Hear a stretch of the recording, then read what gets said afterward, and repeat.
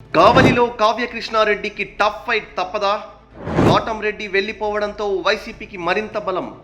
ఫలించిన రామిరెడ్డి మంత్రాంగం. జగన్ సమక్షంలో చేరిన కాటంరెడ్డి. కత్తి మీద సాముల కావ్యకృష్ణారెడ్డి పరిస్థితి. ఓటమి అంచున టీడీపీ అభ్యర్థి.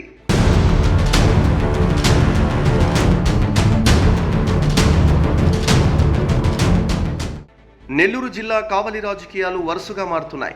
నిన్నటి వరకు టీడీపీలో ఉన్న కాటంరెడ్డి విష్ణువర్ధన్ రెడ్డి వైసీపీలో చేరిపోయారు.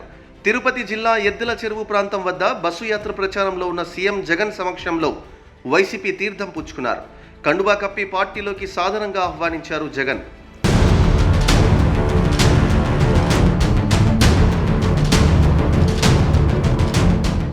రెండు 2019 ఎన్నికల్లో టీడీపీ తరపున పోటీ చేసి రామిరెడ్డి ప్రతాప్ కుమార్ రెడ్డి చేతిలో కాటంరెడ్డి ఓటమి పాలయ్యారు. అయినా టీడీపీలోనే ఉండి పార్టీ కోసం పనిచేశారు. 2024 ఎన్నికల్లో కావలి టికెట్ వస్తుందనే ఆశతో ఉన్నారాయన.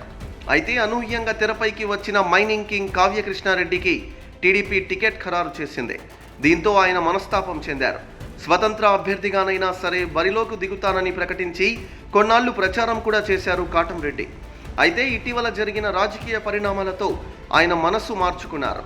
వారం కిందట వైసీపీ కావలి ఎమ్మెల్యే రామిరెడ్డి ప్రతాప్ కుమార్ రెడ్డి కాటంరెడ్డి విష్ణువర్ధన్ రెడ్డి నివాసానికి వెళ్లారు. ఆయనతో మంతనాలు సాగించారు. అసంతృప్తితో ఉన్న ఆయనకు స్వాంతన మాటలు చెప్పి బయటకొచ్చారు. మర్యాదపూర్వకంగానే కలిసినట్లు అప్పట్లో రామిరెడ్డి చెప్పారు. కానీ వైసీపీలోకి రావాలని కాటంరెడ్డిని ఒప్పించడానికే వెళ్ళినట్లు కూడా అప్పుడు వార్తలొచ్చాయి.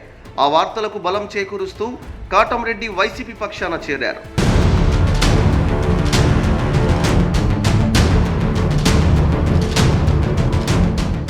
ఇప్పుడే అసలు ట్విస్ట్ మొదలైంది. నిన్నటి వరకు టీడీపీకి బలంగా ఉన్న కాటంరెడ్డి హఠాత్తుగా వైసీపీకి వెళ్లడంతో కావలిలో కావ్యకృష్ణారెడ్డి స్పీడ్కు బ్రేక్ పడినట్లయింది. ఆయన వర్గమంతా వైసీపీ పక్షాన నిలవడంతో అవాక్కవ్వడం కావ్యవర్గం వంతైంది. కావలిలో తెలుగుదేశం జెండా ఎగరేయడం ఖాయం అనుకుంటున్న సమయంలో కాటంరెడ్డి పక్క పార్టీలోకి వెళ్లడం హాట్ టాపిక్ అయింది. అంతేగాక పసుపు దళానికి కావ్యకృష్ణారెడ్డి గెలుపుకు పెద్ద మైనస్ అయిందనే చెప్పాలి.